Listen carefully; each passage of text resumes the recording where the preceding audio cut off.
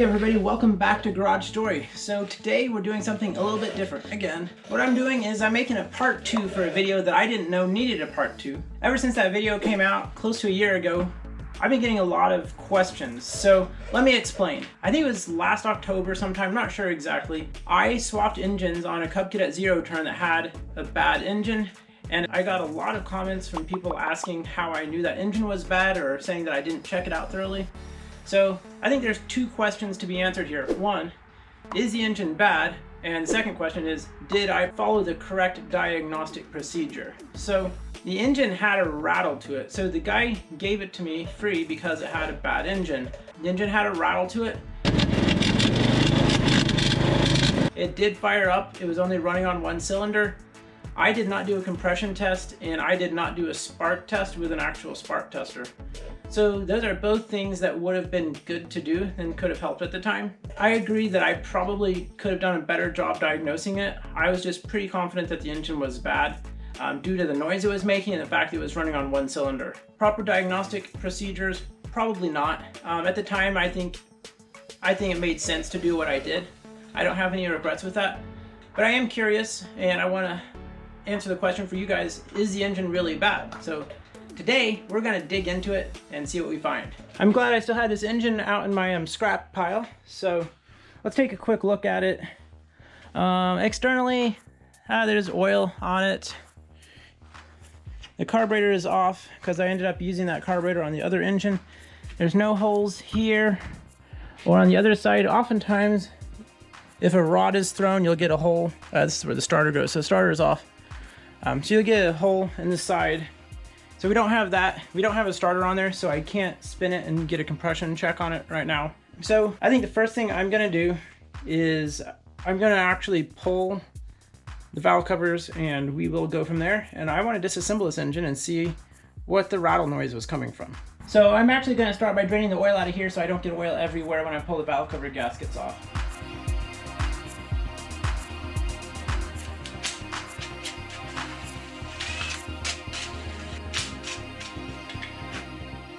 Going on here, nothing really loose there.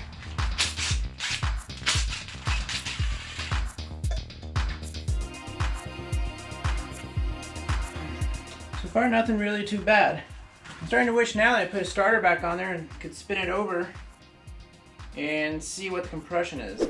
Alright, so I don't have a starter that I can find easily that I know is a good starter to throw on here, but what about spinning it over with my 1/2 inch impact? Thankfully my largest socket fits on here because I don't really have a lot of other options. I think I need a drill, not an impact. Yeah, that's not working. I need my drill. Alright, so after getting pounded there in the nose by a DeWalt 18-volt battery, I've decided to take the opportunity to become a slightly older and more wiser man than I was a few minutes ago. So this engine is now strapped down pretty securely, and I've got my second handle on my drill, and this is at a lower, much better height. So I still don't know what's going to happen, so we're just going to try to take it easily. I have my DeWalt on level 1, which I don't know if that's enough power, so we'll see what happens here.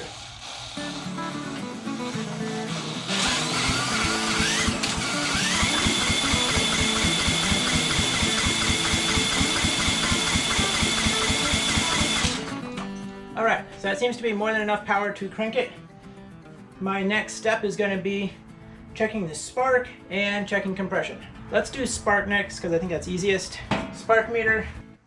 Yes, an engine should have spark even when it's completely disconnected because your spark is generated by your magneto when the magnet rotates by it. So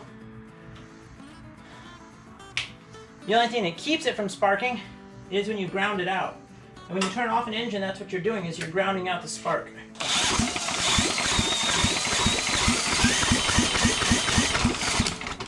And that is sparking. Now let's check the other side, and then let's check compression.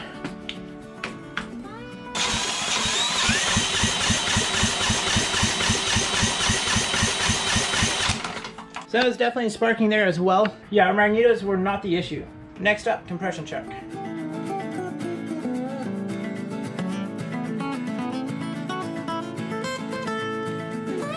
Alright, so we are just about ready to do the compression check, but I wanted to point out one thing to you.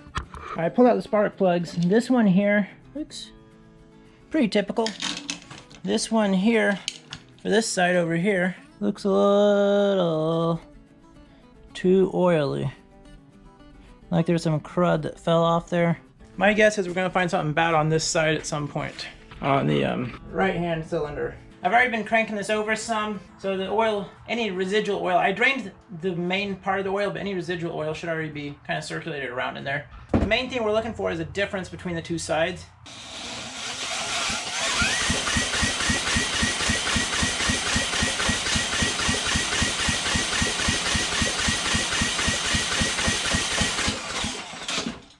All right, so just above 60, which is really bad, but I think that's probably just because of a lack of oil in there.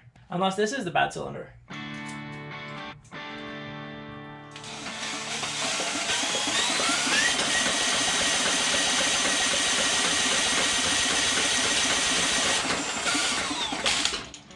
All right, you guys saw that?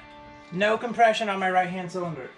So, yeah, we've got something bad going on, and it's not in the valves. So yes, at this point, I'm pretty confident that we have a bad piston or broken connecting arm or something on the right-hand side. So let's keep going and see what we find. But these are checks that I could have done before I ever swapped the engine. At the time, I didn't have a compression tester. So the spark was fine on both sides. So my impromptu, unprofessional spark check, it told me the same thing I would have found with a spark tester, although it's not as accurate of a method by any means. Let's take it apart and see what it looks like. I think we're going to pull off the head over here on the side that has no compression, and let's let the disassembly begin.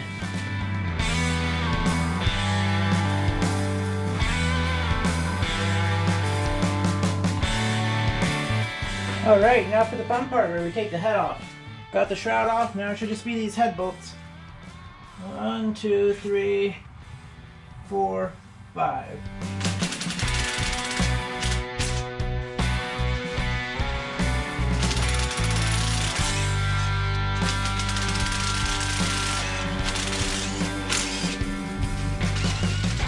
Looks like these might all be the same length. It looks like this shroud here, this bracket here may be holding it on as well. Alright, so now at this point the head is loose, and it actually physically is loose. I feel it. So, what do you think we're going to find? Here we go, head coming off. Alright, that doesn't look too bad yet. Inside of the head here. Looks like the exhaust port's a little cruddy. Not too bad. I say that, I don't look at the inside of these that often. Will this move? Nope.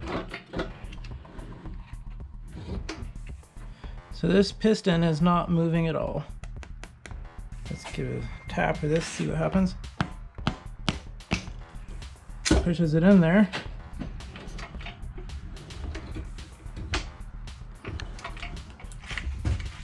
Ain't moving at all.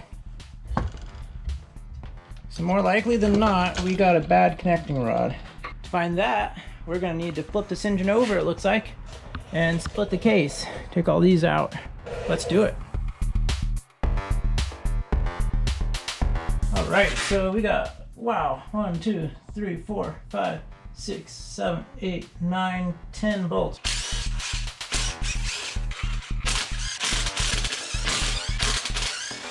Let's take this off, see if it comes off. These springs up here are kind of holding it a little bit on the governor. See if I can disconnect those. There we go. So I can barely see on the side there, and I want you guys to see everything I see, which you probably can't see through there. But I see a part of a connecting rod down there. That shininess right down in there is a broken connecting rod. Let's get this off the rest of the way. There we go. Oh yeah, big pieces down there.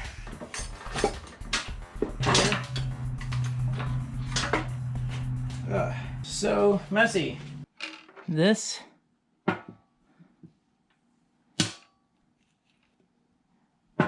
that's a broken connecting rod. The rest of this actually doesn't look that bad. That gear looks pretty fine. Looks pretty fine. Oil pump looks pretty fine. Crankshaft looks, it's kind of hard to see the crankshaft up in there. I think it's scarred up a little bit on there. So it may be that this was on there too tight. Yeah, it's scarred up in there. It was not getting oil in there, or it was on there too tight, or something like that is that's my speculation. But other than that, this engine looks really good in there, to my inexperienced eyes. And the cool thing was this engine would actually run on one cylinder. So, you know, it just wasn't that bad of an engine, it's just had that one issue. But I'm not really experienced with this type of rebuilding, it takes more time and I don't really want to mess with that most of the time. But I will say this, if you wanted to, you could put a new connecting rod and crankshaft in here and this engine would probably work fine. You could possibly even just clean up that crankshaft, because if this is a hardened steel and these are like aluminum, you might be able to clean off that crankshaft enough that you could put another connecting rod on there and be good to go. You might even be able to keep the same piston. See if we can get that out of here.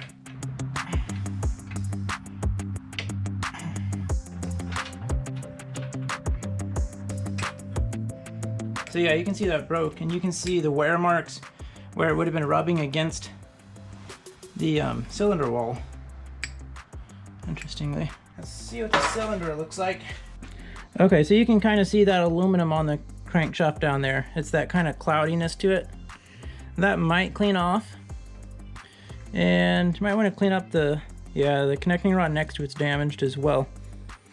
But man, the cylinder bore looks pretty good. You could probably hone that. There's a little bit of a, oh, I can't hardly feel that. I think that may be the end of the stroke there. It might be the end of the stroke.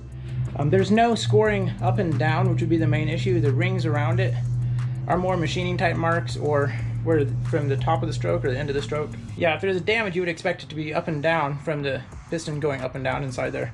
So yeah, this cylinder doesn't even look that bad. I think it was just kind of a fluke that this thing broke. I don't know, it's just one of those circumstances where an engine went bad and you can't really predict that happening sometimes. It could have been assembled incorrectly from the factory, and it could have been improper maintenance, but the engine doesn't look that old, doesn't look that worn, it's just that broken connecting rod in there. So yes, this engine was bad. I was correct for replacing it, but I'm glad I took it apart because it was kind of fun to take it apart. I don't normally do that, and it's kind of enjoyable, especially when I don't have to put it back together.